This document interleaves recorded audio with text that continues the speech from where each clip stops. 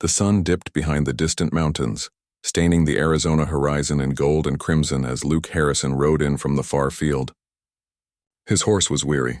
Dust clung to his boots, and the long day had left him quiet, as it often did.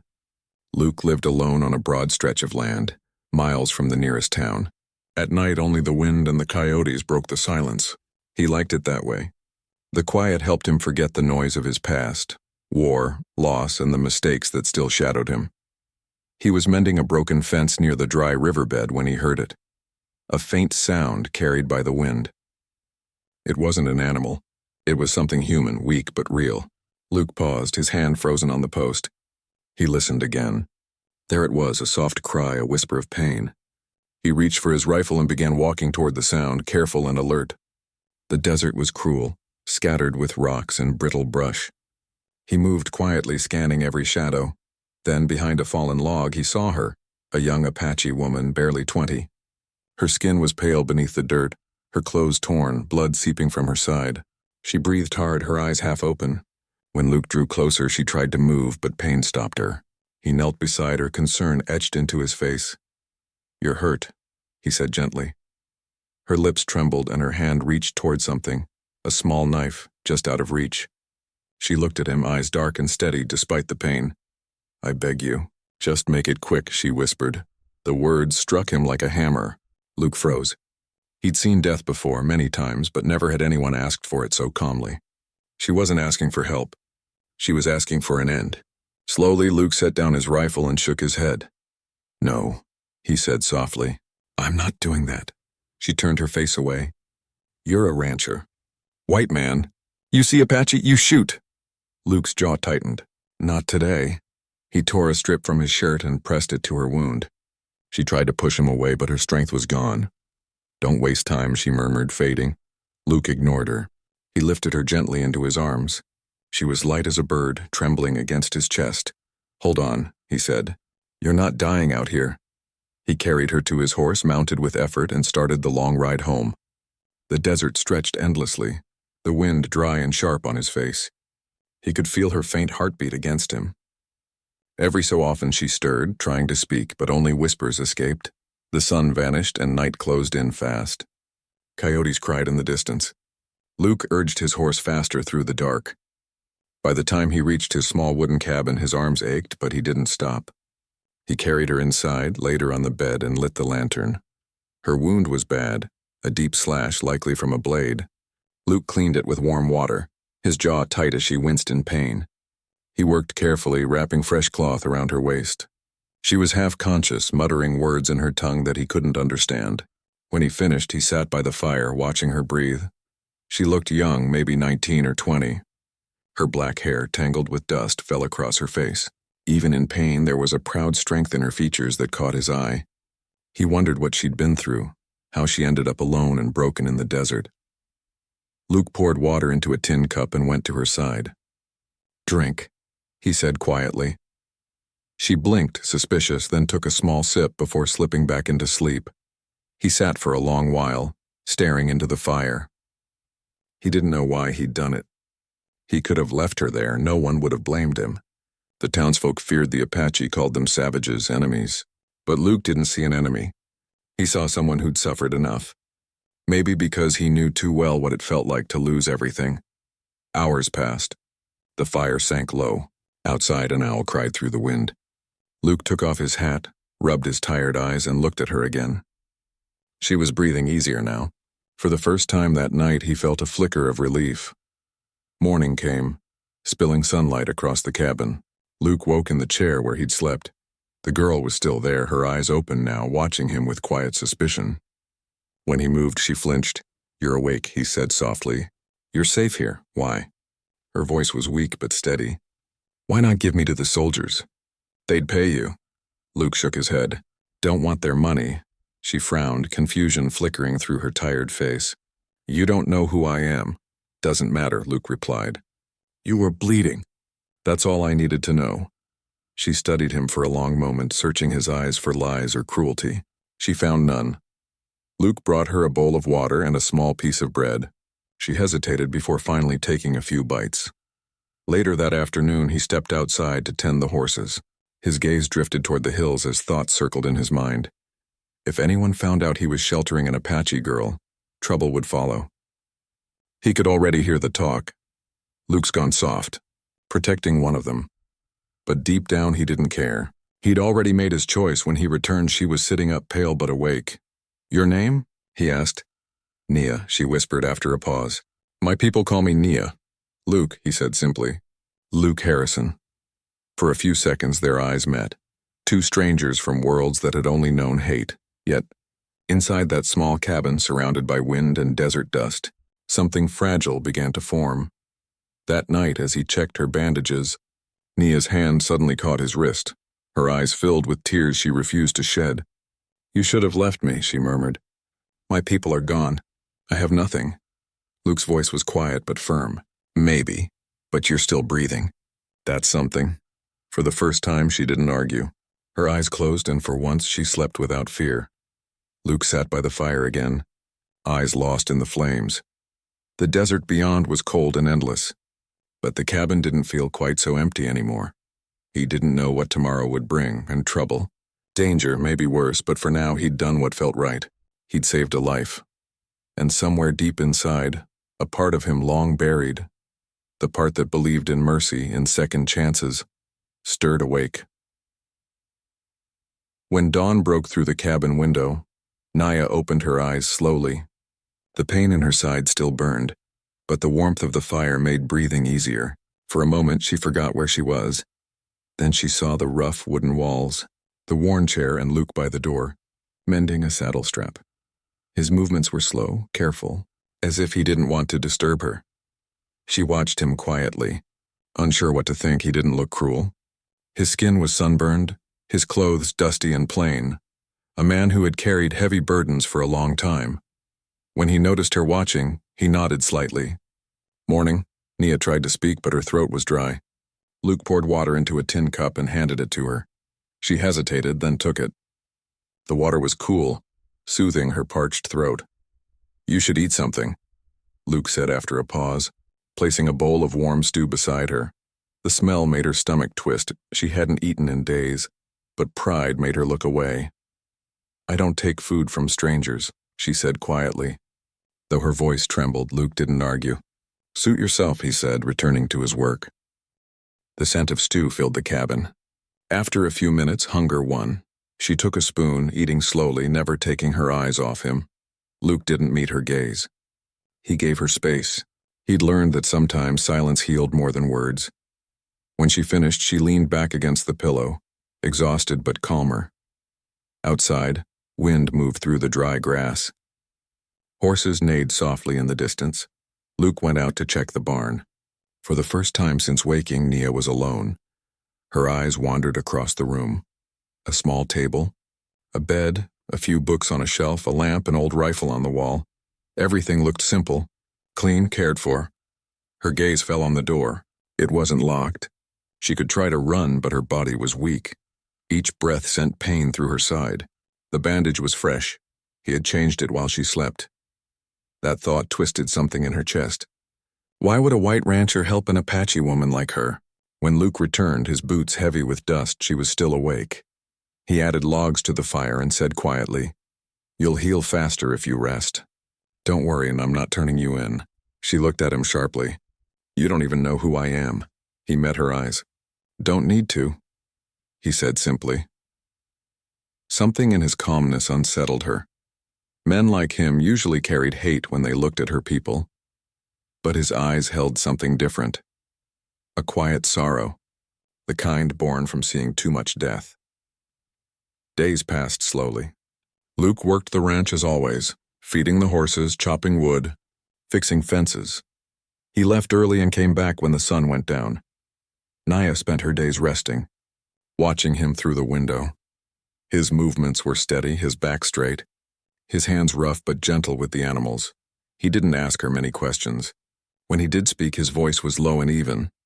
"You've got strong will," Luke said one evening while changing her bandage. "Most folks wouldn't have survived a wound like that." Nia looked away. "I'm not most," he smiled faintly. "I can see that." Little by little, the distance between them began to fade. She started helping in quiet ways, folding his clothes, wiping the table, feeding the fire when he was out tending the ranch. Luke noticed but never said a word.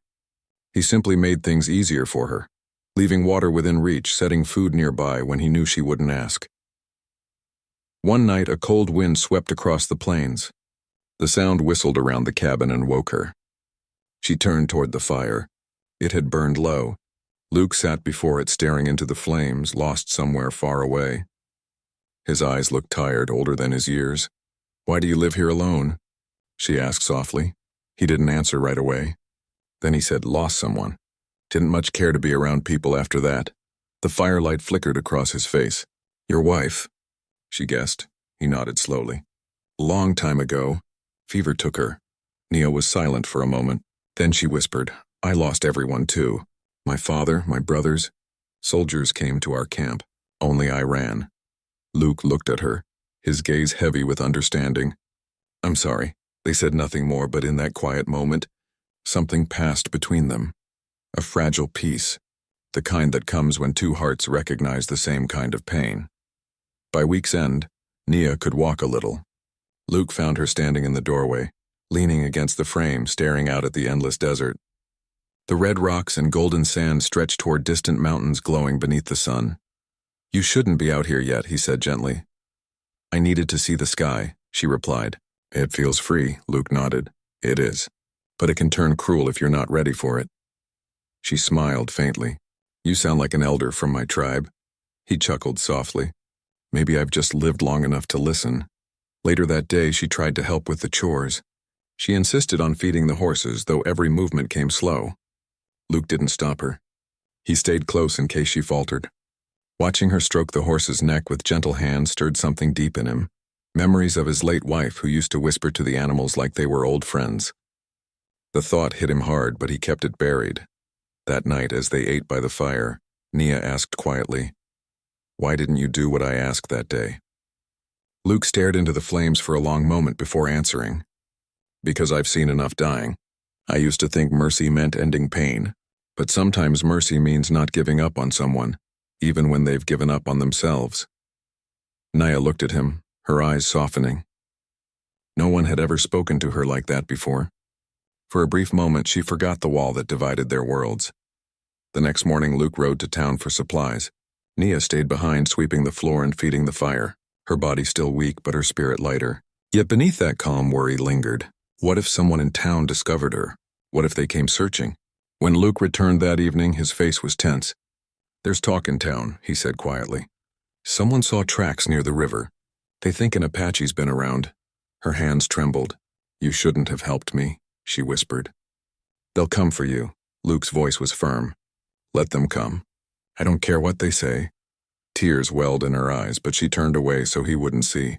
"You don't understand," she said, her voice shaking. "People like me bring trouble." He looked at her calmly, his tone steady. "Then I guess trouble found the right man. I've got nothing left to lose." For a long while, neither of them spoke. The fire crackled softly. Outside, the wind howled through the trees. But inside that small cabin, two lonely souls had begun to find something neither thought they'd ever feel again. A reason to care, and a reason to live. That night, as the fire burned low and the stars spread across the dark sky, Nia lay awake, listening to Luke's steady breathing from the chair by the door. In her own tongue, she whispered words of thanks she hadn't spoken in years. She didn't know what tomorrow would bring, but for the first time since her world had fallen apart, she no longer felt alone. Days passed slowly, and the bond between them deepened, though neither spoke of it. The desert stretched wide and silent around them, yet the cabin no longer felt hollow. Luke began to notice how her laughter had returned, soft and uncertain, like something she was learning to trust again. Each day she did more, gathering firewood, milking the cow, feeding the horses. The color had come back to her face and the wound was nearly healed. Still, Luke sensed danger in the air. He saw it in the way riders looked at him in town, the quiet stares, the murmured talk. Rumors were spreading. Folks said the old rancher was hiding something or someone. The whispers followed him down every street. Outside the general store, a man named Blake stepped forward with a hard grin. "You've been keeping company with an Apache, Harrison." "That's what folks are saying," Luke met his eyes. Folks say a lot of things. Blake's grin faded. You best remember who you are. We don't take kindly to them near our land. Luke didn't answer. He mounted his horse and rode away, jaw tight. Hatred like that, he'd seen it before. It spread fast, burned deep. He knew it wouldn't be long before someone came looking for trouble. When he reached home, Nia was outside, hanging clothes in the warm wind. She turned when she heard the horse. One look at his face told her everything. They know, she said softly. He nodded. Maybe, but I don't care. You should care, she said, voice trembling. They'll hurt you because of me. Luke stepped closer. Nia, I've lived through worse than a few angry men. You didn't ask me to save you, but I did. That makes you my responsibility now. Her hands twisted the edge of the cloth. No one's ever said that to me before. Luke gave a faint smile. Then it's about time someone did. That night the air felt strange, too still, too quiet. The stars blazed over the plains and inside the fire burned low. Luke sat by it, cleaning his rifle. Nia sat across from him, sewing a tear in her dress. Shadows flickered between them.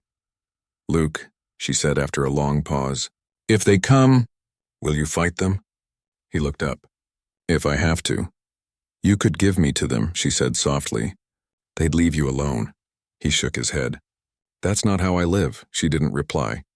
But when he glanced up again, he saw the glimmer of tears in her eyes that she tried to hide. The next morning, the peace broke.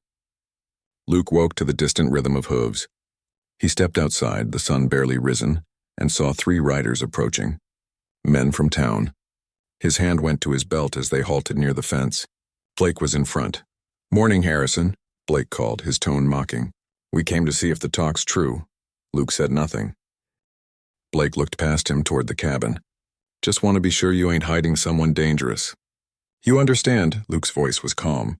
There's no one here who's dangerous. Turn around and go home, Blake laughed. You always were stubborn, but I ain't leaving till I look for myself. He kicked his horse forward. Before Luke could move, the cabin door opened. Nia stepped out steady and proud. The sun caught her dark braids, and for a moment the men froze. Well, look at that, Blake sneered. Guess the rumors were true. You've lost your damn mind, Harrison. Luke stepped between them. You'll turn around and leave now. Blake spat in the dust. You're protecting her after what her kind's done. Luke's jaw tightened. She's done nothing wrong. You want to fight, pick it with me. The men exchanged looks. Then Blake leaned close. This isn't over. You'll regret this. They rode off, dust rising behind them. Nia turned to Luke, pale and shaken. You shouldn't have done that. I told you, he said quietly. I don't care what they think. That evening, Luke fixed the fence and checked the rifle by the door. Nia watched him, her chest heavy with guilt. She had brought danger to his home, the only place she'd felt safe in years. As the sun went down, thunder rolled in the distance. The wind rose, carrying dust and dry leaves across the yard. Luke finished his work and stepped inside. Nia stood by the window, staring at the darkening sky. They won't stop, she said. You know that, don't you? Luke nodded. I know. Then why aren't you afraid? He smiled faintly. Because fear never built anything worth keeping. She turned toward him, her voice soft but full of ache. You risk your life for me, but you don't even know my story. Then tell me, he said. She took a deep breath.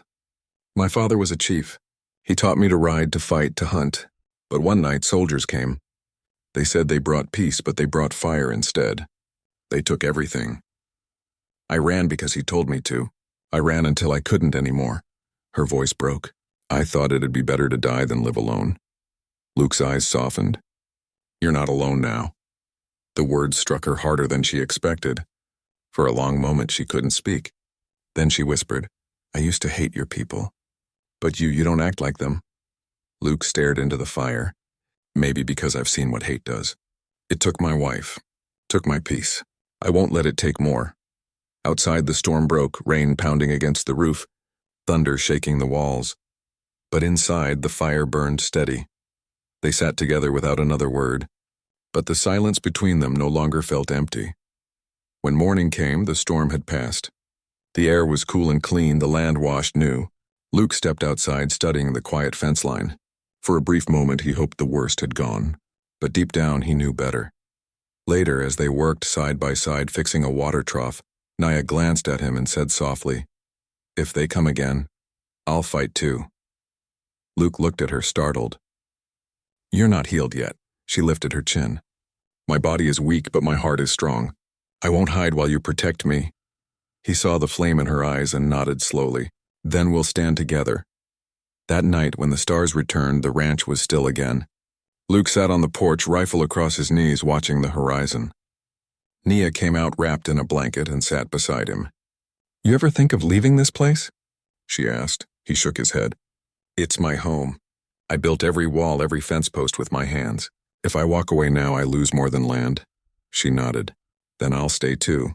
He turned to her. That's not what I meant. I know, she said with a faint smile. But I choose to. They sat in silence, listening to the wind sweep through the grass. Somewhere in the distance, a coyote called and Luke's horse nickered softly in the barn. The night still carried danger, but it also held something new. When Luke looked at Nia, the moonlight traced her face and he felt something he hadn't felt in years. Peace. The next days passed in uneasy calm. Luke kept busy fixing the barn door and checking the water line, though his eyes were always on the horizon. Nia could feel his worry even when he said nothing. Each sunset felt heavier than the last, as if the desert itself were waiting to breathe. One evening, while Luke stacked hay, he saw dust rising far off, faint but steady. Riders. He watched, hoping he was wrong but knew he wasn't. He went inside, his face set. They're coming, he said quietly. Nia froze. How many? Couldn't tell, he replied. But they're riding hard. Her heart pounded. Then it's time. Luke looked at her. The same girl who once begged for death now stood strong, ready. You sure you want to fight? I'm not afraid anymore, she said. He handed her his old rifle, worn smooth from years of use. You know how to shoot? She checked the chamber, steady-handed. My father taught me. Luke gave a faint smile. Then we've got a chance. As darkness fell, they worked in silence. Luke moved the horses to the far pen and barred the barn door. Nia lit lanterns and set them near the windows. The air was thick with waiting, but neither spoke of fear. By the time the riders reached the ranch gate, the moon was high. 5 men, their faces shadowed, circled near the fence. Luke stepped out onto the porch, rifle in hand. Nia watched through the crack in the wall. Evening, Harrison, Blake's voice called from the dark. Told you this wasn't over. Luke's voice was calm. You should have listened the first time, Blake. Go home. Can't do that, Blake sneered. You've been keeping one of them, one of her kind, on your land. We can't allow that. She's hurt no one, Luke said evenly. You've got no right to be here. Every right, Blake snapped. You're protecting the enemy. A silence hung heavy just before the break.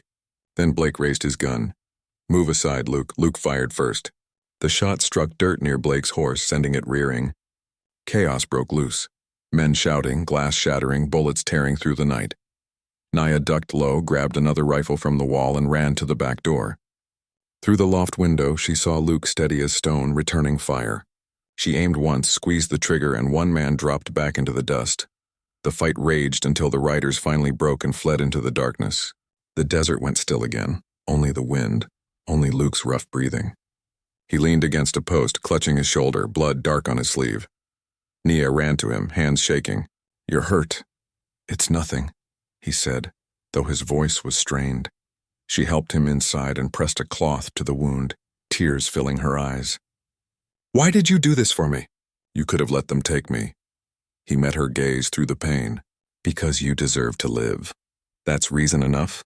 She whispered. Guess it is, her voice trembled. I asked you once to end my life.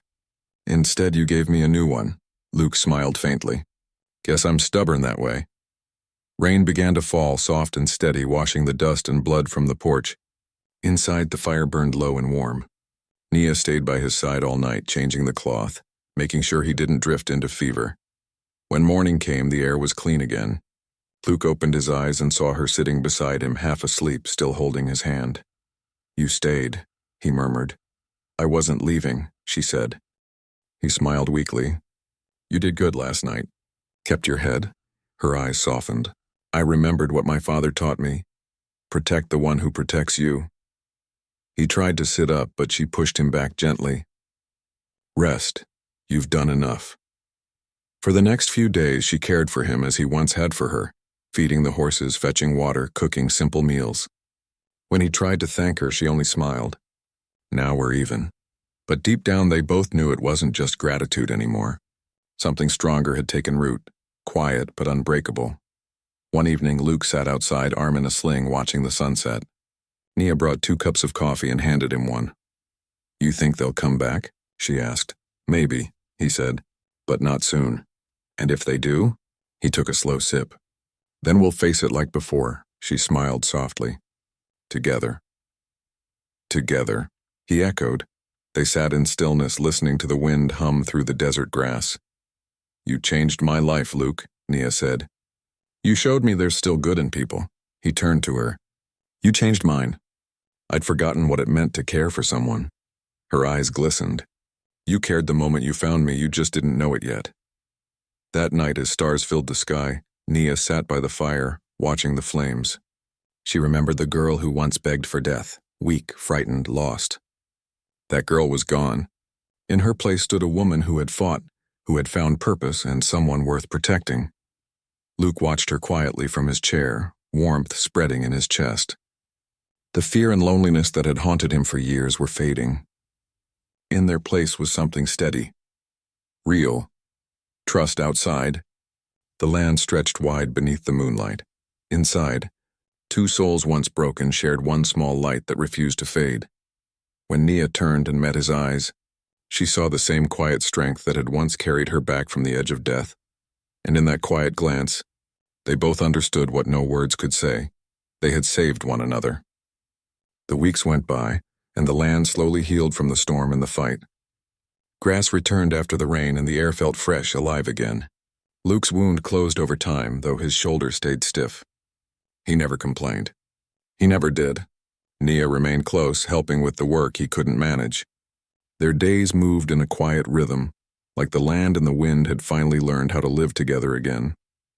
Each morning, Luke rose before sunrise, fed the horses, and drew water from the well. Nia lit the fire, brewed coffee, and cooked breakfast. Their words were few, but their eyes spoke plenty. There was peace between them, the kind that didn't need to be named. Sometimes when the chores were done, they'd sit on the porch and watch the horizon. The sun would turn the desert to gold, and the silence between them would hum like an old tune. Nia often looked at the sky and said softly, "My mother used to tell me the sky never forgets kindness." Luke would just smile at that. One evening, Luke rode into town for supplies while Nia stayed to tend the animals. The ride was long and dusty. When he arrived, the townsfolk gave him mixed looks, and some curious, others cold. Grant, the old storekeeper, watched as Luke gathered flour, beans, and tools. "Heard you ran off Blake and his boys," Grant said, weighing the flour. Luke didn't look up. "They came for trouble." "They found it," Grant sighed. "You've always been a fair man, Luke. Folks are starting to notice. Some even think maybe that girl of yours ain't what they said." Luke's gaze lifted slowly. "She's not my girl. She's just someone who needed help." Grant smiled faintly. "Maybe so, but helping her might have done you some good too." Luke said nothing, though deep down he knew the man was right. He rode home under the stars, thinking about the quiet laughter, the sound of her voice, the warmth waiting for him in that small cabin. When he arrived, Nia was sitting by the fire pit roasting corn. Relief lit her face when she saw him. "You took long," she said. "Town talks too much," he replied, smiling softly. She laughed, handed him food, and they ate under a sky bright with stars.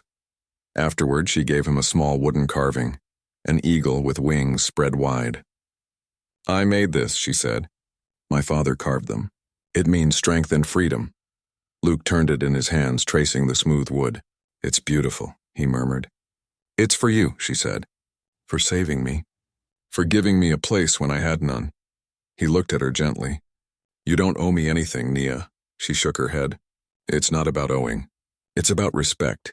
He nodded slowly. "Then I'll keep it close." From that day on, the little carving rested on his desk beside a picture of his late wife. But when he looked at it, he didn't feel guilt anymore, and he felt peace. Days turned into weeks, and the world slowly forgot what had happened. The men from town stopped coming. The fences stayed mended. The cattle grew fat. Nia sang softly while she worked, old songs from her tribe, her voice floating warm through the air. Sometimes Luke would pause just to listen. One morning, fixing the roof, he saw her out in the field, kneeling in the dirt, planting something small. Climbing down, he asked, "What are you doing?" She smiled. Planting corn. My people say if you plant where there was blood, life returns. Luke stared at the ground, remembering the fight. You think it'll grow?